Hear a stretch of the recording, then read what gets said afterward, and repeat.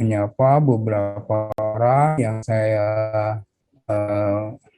mungkin sama dengan saya usianya atau lebih muda dikit gitu ya. Apa seperti Pak Yanto gitu kan, apa Kisaur, juga kepada Ketua Umum PGRI dan apa beserta semua jajaran PGRI. Assalamualaikum Pak Hamid. Waalaikumsalam Terima kasih warahmatullahi atas wabarakatuh. Ya, Yang terima kasih Ibu ketiga nih Bu Ketum diundang. nih, yang ketiga nih. Kayaknya sering diundang Apa? ya, alhamdulillah berkenan terus menginspirasi, mendidik. Selain Prof. Ana, mungkin saya yang paling tua di sini karena saya sudah insya Allah 78 tahun ntar lagi. Alhamdulillah Prof. Terus berkhidmat Ya, untuk amin. dunia pendidikan Prof. Semoga Ya, sehat kalau selalu. kalau Prof. Ana memang kena dia apa dosen saya, jadi tentu lebih tua dari saya. Nah, kalau saya dosennya Prof. Hamid. Iya Prof ya. Berkumpul di sini semua Prof. Iya. Prof. Baik, kalau kita baca undang-undang dan kita baca kebijakan dalam kebijakan menteri dalam pengertian itu, seharusnya kita berpikir ada layers, ada apa tahap jenjang ya. Dan undang-undang itu mestinya lebih besar mengcover apa kebijakan dan dia mempunyai perspektif jauh lebih ke depan. Ya, tidak hanya untuk satu masa jabatan menteri seperti itu, dan tetapi betul-betul mencoba untuk menjawab tantangan pendidikan Indonesia di masa kini dan masa yang akan datang, mungkin sekitar 20 tahun. Kalau dulu Prof. Yanto mengatakan ini kita akan sekitar 20 tahun seperti begitu. Ya. Nah, tantangan ke depan seperti itu yang harusnya dilihat untuk bisa membuat sebuah undang-undang. Tentu saja di situ ada persoalan-persoalan yang kritikal yang dari apa yang ada pada masa kini yang harus diangkat untuk menjadi suatu kepedulian bersama. Nah, tapi kalau saya baca undang-undangnya dan juga naskah akademiknya, walaupun di naskah akademik tidak eksplisit, tapi kalau saya baca secara implisit apa yang ada di dalam undang-undangnya juga ya, sebetulnya ini kan pengekalan dari kebijakan menteri sekarang. Ya. Nah, apa nanti kalau ganti menteri undang-undangnya harus diubah lagi? Ini kan masalah besar. Ya, masalah besar sehingga dengan demikian maka harusnya visi dan perspektif undang-undang itu lebih luas ya. Jadi saya katakan dia harus bisa menjawab tantangan kira-kira 20 tahun ke depan. Walaupun tentu saja dengan satu asumsi pengembangan 20 tahun ke depan itu kita bisa semacam prediksi berdasarkan linearitas atau beberapa faktor yang lain, terserah teknik prediksi yang digunakan. Tetapi itulah yang sebetulnya mengarah, dan kebijakan menteri didasarkan pada itu, sehingga artinya kebijakan menteri itu harusnya lebih operasional. Nah, kalau kita lihat undang-undang ini sebetulnya ya kebijakan menteri gitu kan. Nah, ini satu persoalan besar. Sementara problema pendidikan kita pada masa kini dan 20 tahun yang akan datang itu tidak terkaji dengan baik. Ya. Kita tidak melihat itu di dalam naskah akademik, dan kita tidak melihat itu di dalam draft atau rancangan undang-undang Sisdiknas ini. Jadi ini suatu masalah besar, ya. Ini suatu keadaan yang sepertinya terbalik, gitu ya. Nah ini kan tidak boleh terjadi, ya. Seperti umpamanya di situ kita lihat masalah-masalah pendidikan kita yang paling mendasar, seperti umpamanya ketersediaan tenaga pendidik, kemudian aksesibilitas ya seperti itu ya, fasilitas ini dari jalur pandangan persekolahan saja itu Tidak ada ketetapan yang mengatakan bahwa ini setiap sekolah harus punya ini dan sebagainya pada jalur sekolah seperti itu. Nah, tiba-tiba umpamanya kita ingin 12 tahun. Bukan tidak boleh ya. Sementara kita pelajari bahwa Inggris ya, negara-negara Malaysia, Singapura, Australia, semua yang meniru Inggris itu tidak 12 tahun, mereka 10 tahun cukup kok. Ya, Amerika memang 12 tahun seperti itu. Nah, Amerika kita harus juga sadar bahwa pendidikan itu adalah wewenang dari negara bagian, bukan federal. Jadi ada konteks yang lain ya. Nah, Singapura juga 10 tahun kok. Ya. Jadi dengan demikian konsep ini saja sudah sementara 9 tahun saja kita masih kalang kabut kok. Ya. Nah, mestinya seperti itu apa problema 9 tahun dan ini yang menjadi satu keputusan ke depan untuk bisa menyelesaikan itu ya.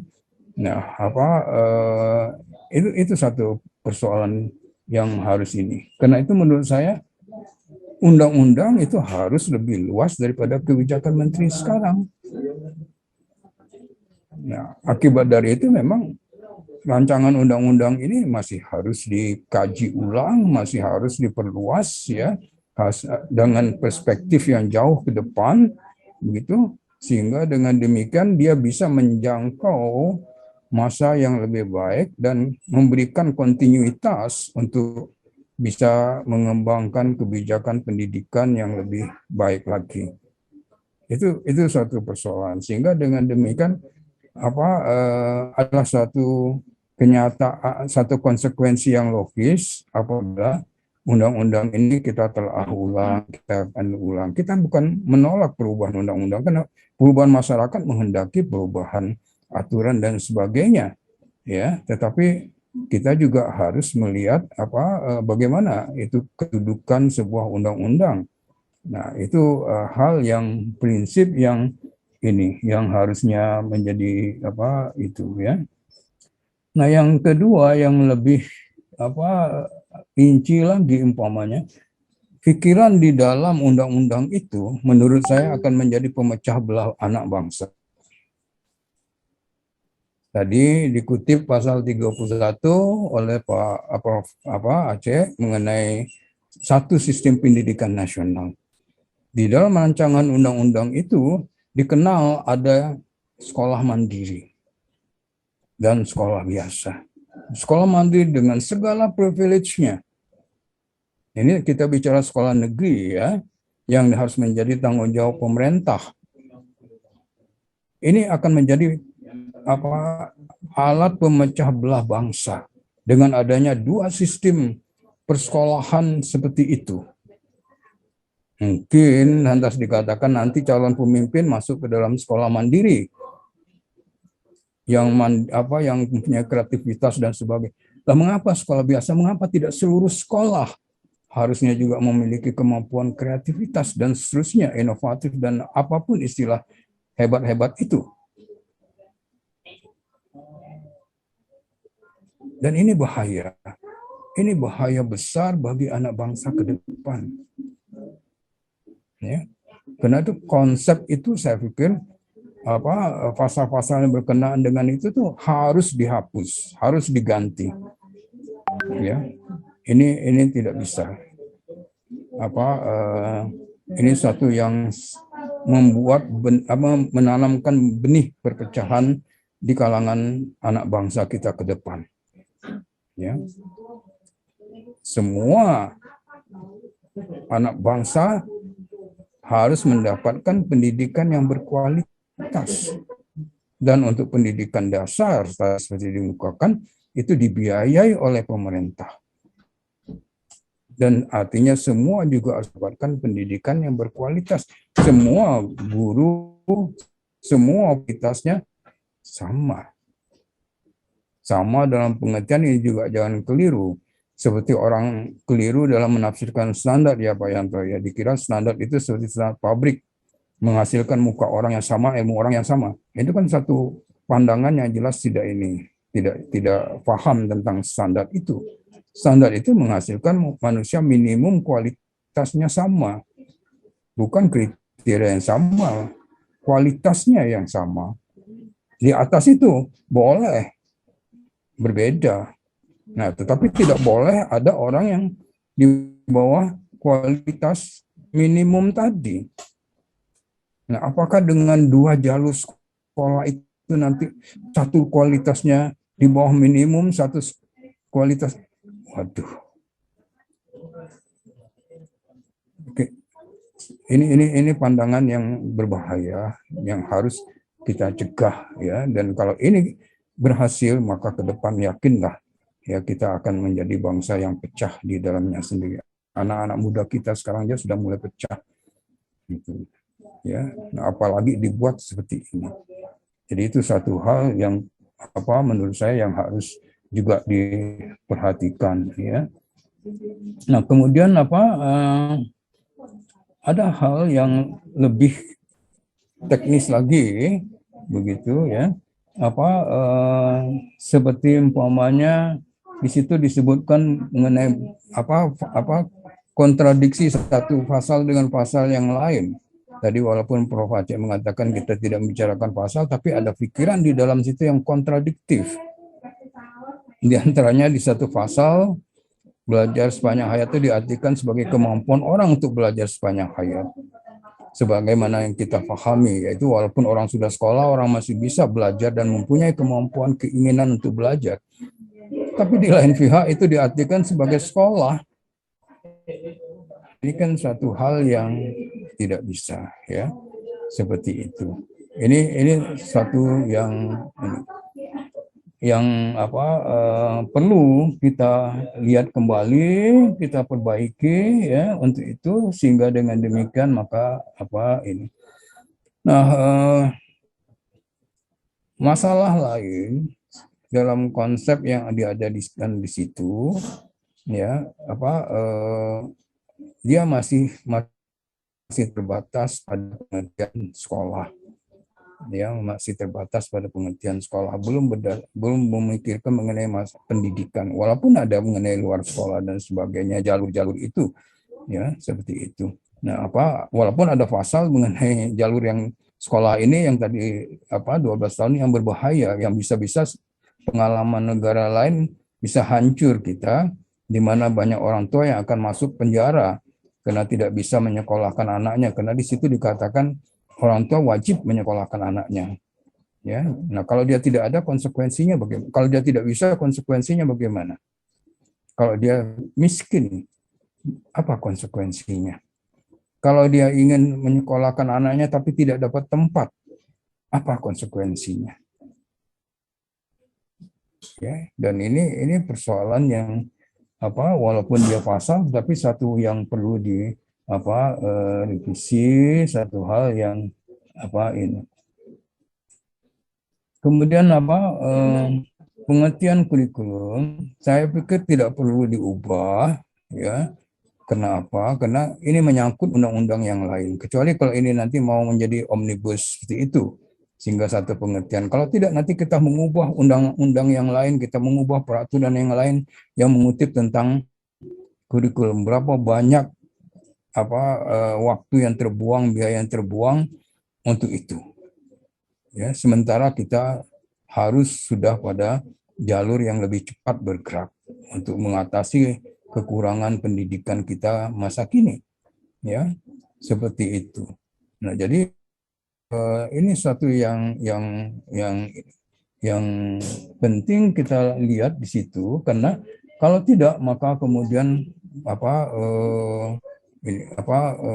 pengertian kurikulum yang diubah seperti itu hanya dalam satu pengertian teoretik yang digunakan, sementara pengertian yang lama itu lebih luas daripada pengertian teoretik. Bahkan sebetulnya definisi kurikulum dalam pengertian yang lama dalam Undang-Undang Sisdiknas jauh lebih luas dari pengertian kurikulum dalam definisi di buku standar manapun.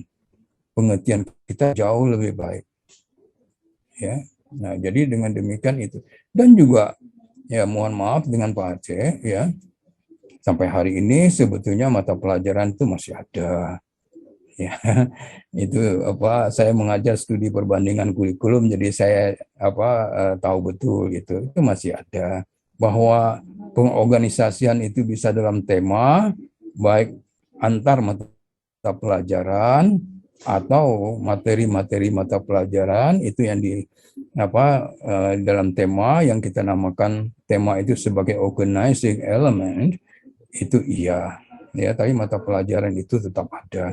Mungkin di dalam kurikulum PLS itu memang sesuai dengan PLS itu tidak memakai mata pelajaran, tapi jangan sampai membuat kebijakan yang nantinya kita rugi di kemudian hari. Teliti lagi lebih banyak, yang kita lihat lebih banyak, dan sampai hari ini pun itu kita lihat masih ada mata pelajaran. Bahkan kalau kita mau bicara Teams, kalau kita bicara PISA itu bicara mata pelajaran kok. Ya, jadi dengan demikian itu satu hal yang harusnya ini. Tetapi bagaimana kita menyusun struktur kurikulum?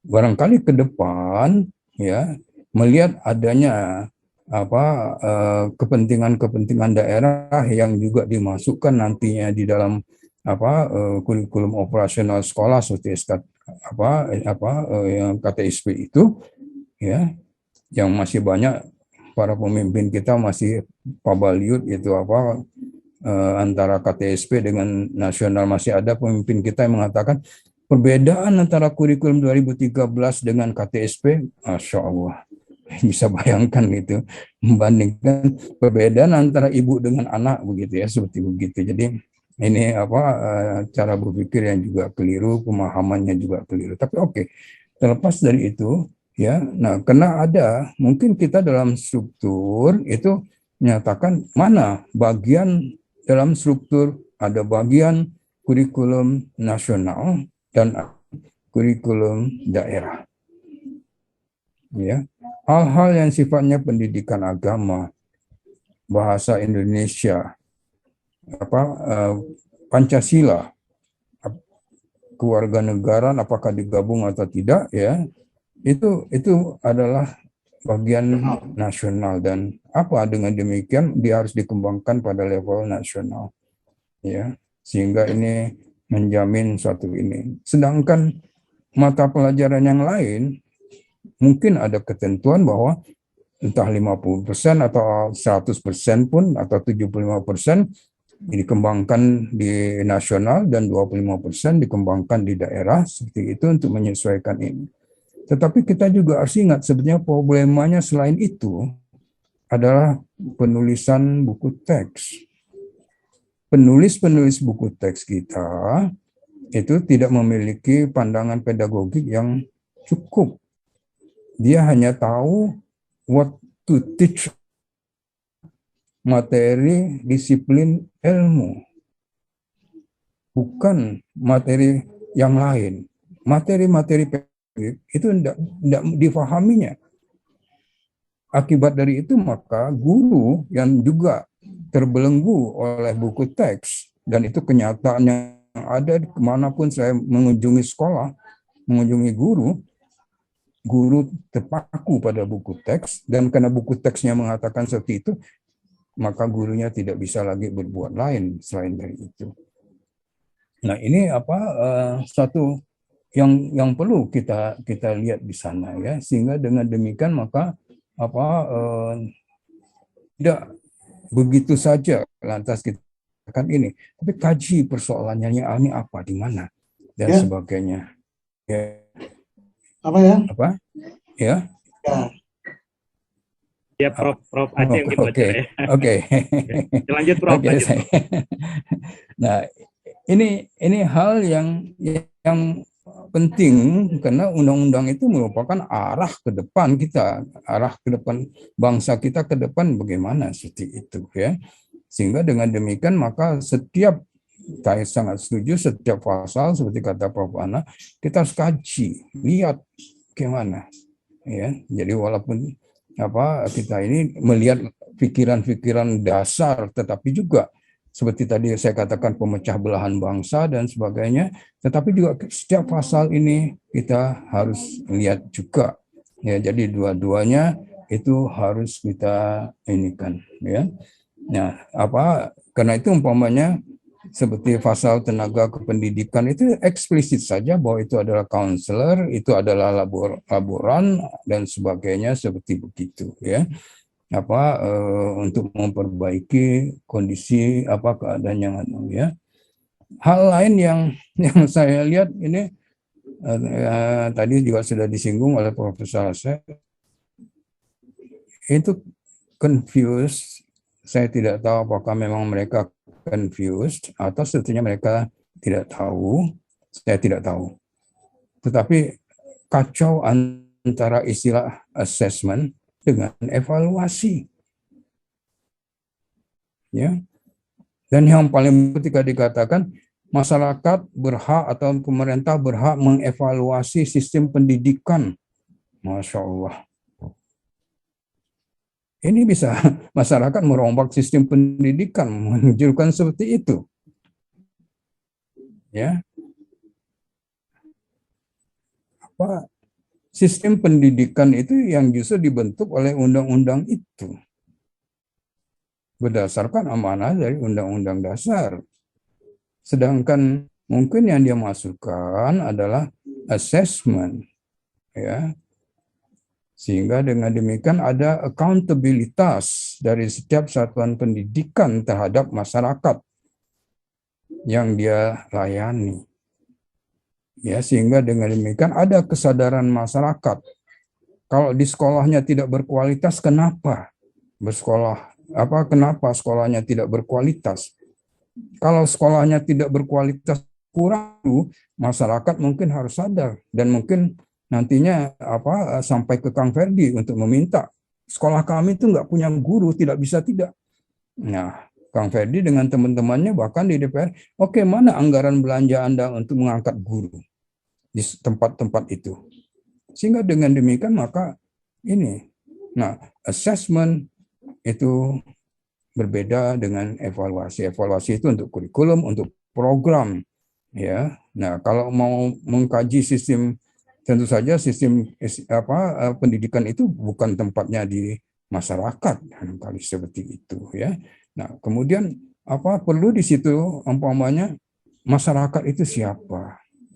Mungkin kita sudah membangun di sini, mumpung seperti kata Prof. Asep tadi ke depan dan Prof. Anna, organisasi-organisasi profesi yang lain dalam dunia pendidikan. Tidak hanya guru. Guru itu yang sekarang kita punya dan itu harus dipertahankan, dikembangkan, tetapi juga ada organisasi-organisasi profesi lain. Umpamanya, katakanlah konsultan-konsultan di dalam dunia pendidikan.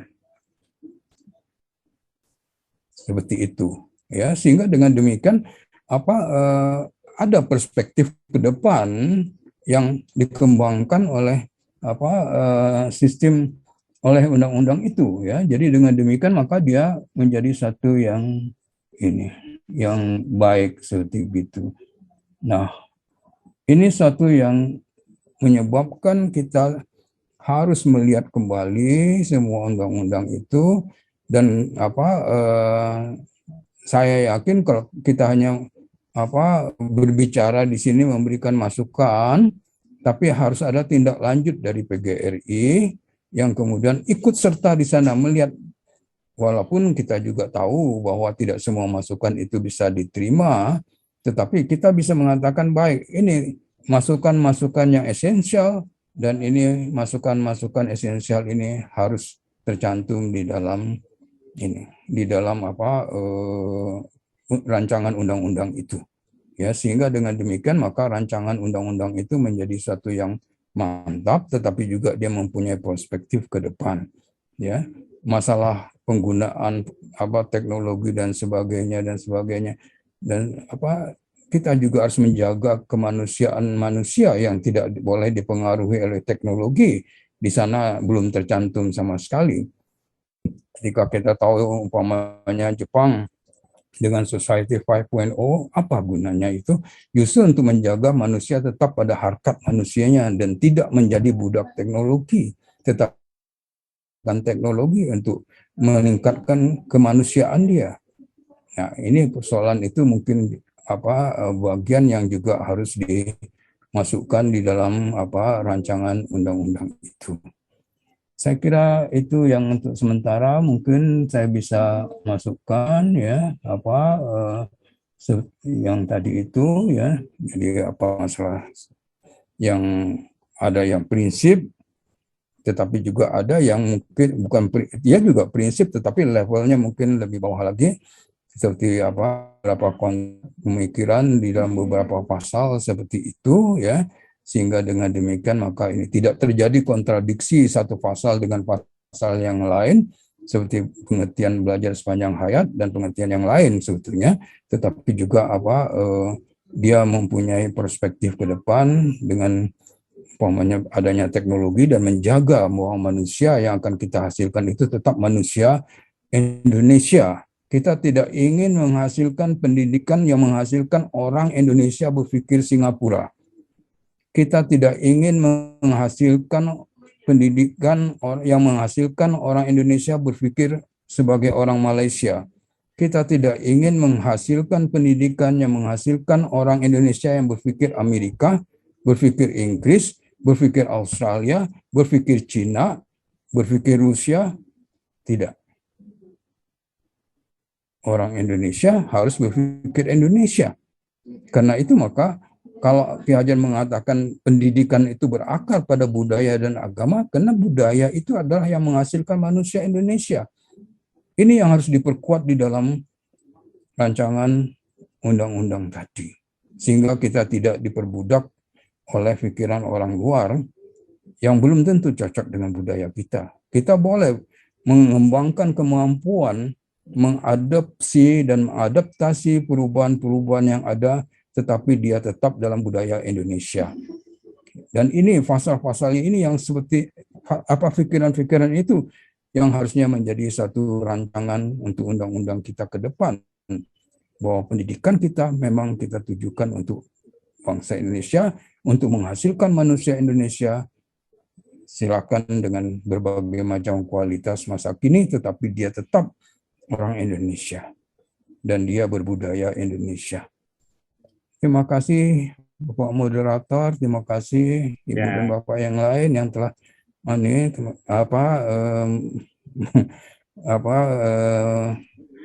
memberikan kesempatan kepada saya untuk berbicara seperti ini. Assalamualaikum warahmatullahi wabarakatuh.